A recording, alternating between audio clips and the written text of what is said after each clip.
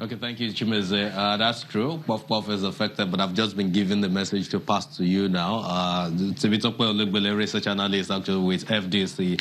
So you brought to us today consumer confidence, which is dropping by some 9% in the Q3. Of course, that wasn't done by FDC; it was done by NOI. So you borrowed that, but just bring us up to speed with that, really. Okay, so yes, like you said, one of our burning issues for today is that the consumer confidence index, according to the NOI polls, is down 9%, went down 9% in Q3. And consumer confidence index is a measure. It measures how optimistic or pessimistic consumers are about both their present and their future economic prospects. So that says a lot about how Nigerian consumers are, starting to react to just the whole economy right now. So basically, they are not pleased, they are not satisfied. What will be some of the factors or some of the drivers for that? So we would have something like a slow GDP growth, which, as we know, Q2 slowed to 1.5%. We would have a dwindling purchasing power, which might also be an impetus for the minimum wage review to be completed, seeing as how consumers are losing confidence. So we have drivers like that are seriously affecting the confidence of consumers. To make things worse, as part of your burning economic issues, actually, stock markets yesterday shed some 2.3%, and that's the largest in the month of October. How significant is that for especially the consumer goods aspect now? Yes, so like you said, so to make things worse, we now have the NSE losing 2.37% yesterday, and so that is now to the investor side of things. So we talked about consumers losing confidence, so it might now be that also the investors are losing confidence. The negative sentiment might be starting to return on the side of investors. We have Dangsem, which is the largest company with the largest market share in the NSE. It lost about 6% yesterday. So it speaks to the investor confidence too. So we've spoken to consumer confidence, and now investors are jittery again. So so that's one of the burning issues. Another burning issue is that Brent is down to a 2-month low. When we were starting to celebrate above 80, going to 85, we're now back down to $75 per barrel. External reserves has lost about $3 billion since September, and we're now down to 42.46. But does that still put us in a good position for foreign investors that want to make exit, that want to repatriate their dividends and capitals and all that? Well, yeah. So it's one of the things that's probably dragging our external reserves down. Investors are starting to pull out. They are literally leaving the market. They will come back. They will always come back. Ahead of the 2019 elections, and you don't blame them, actually. So, yes. We're used to the tension, but they will always come back. Nigeria is very significant to the world, actually.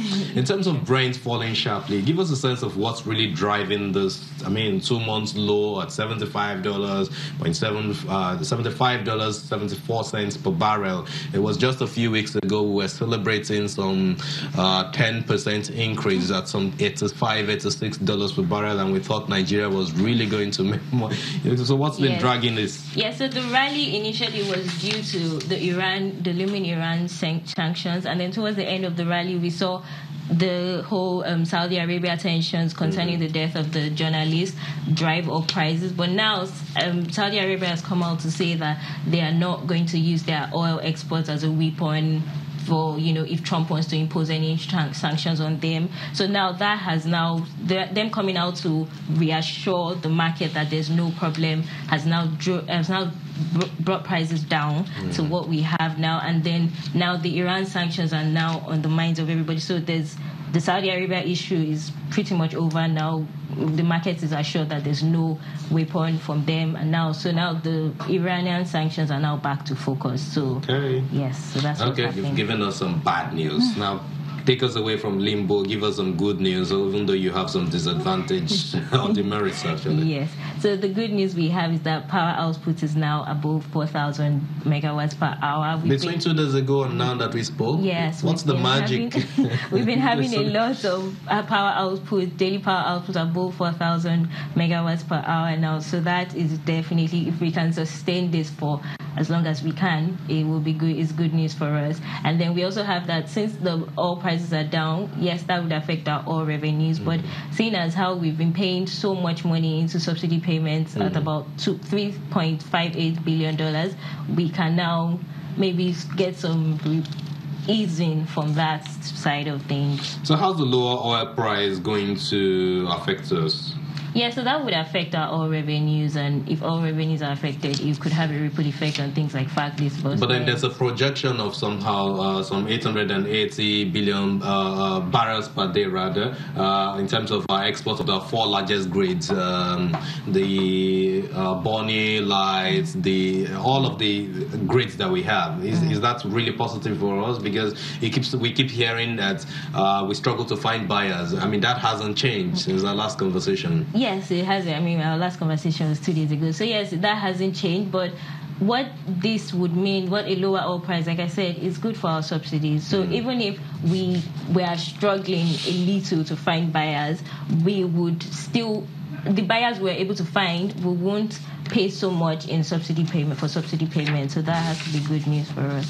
So, and until we see an increase, an uptick in minimum wage or an addition before we can see an expansion in consumer confidence and all that. Yes. Okay, so, well, the power sector, you talk about gas constraint. I mean, how's that really affecting companies?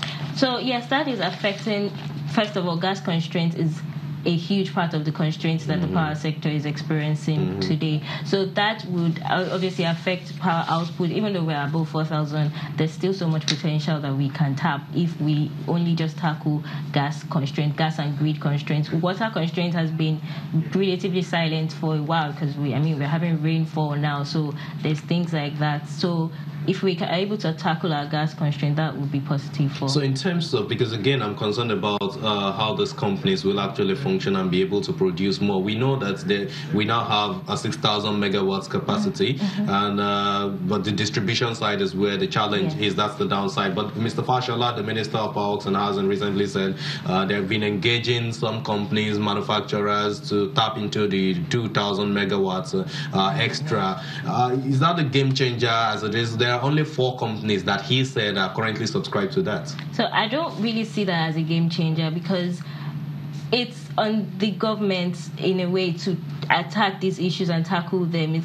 Well, yes, they could do it through private partnership, but it should be more on the government. And if they are not able to, then you can now sell and maybe sell your discos, or which they've started talking about, privatize them, or just find a way to solve the issue of distribution and capacity. There's a greater part of your research that we've not been able to touch, but just give us, by way of wrapping up now, a sense of what the outlook is in terms of oil price and then commodities. Okay, so for oil price, I believe that oil price will still, for the coming weeks, will still be around $72 to $75 per barrel. Okay. The days of 80 might come back maybe towards the end of the year, but for now, we're still around 72, 75, and Iranian sanctions are coming in from next week, November 4th, and so that we'll see the effect of that soon. And then for other commodities, we're in a good place because most of our import commodities, wheat, corn, and sugar, they're down. Really? But the bad news is that our cocoa, which is our export commodity, is also down. So that is a bad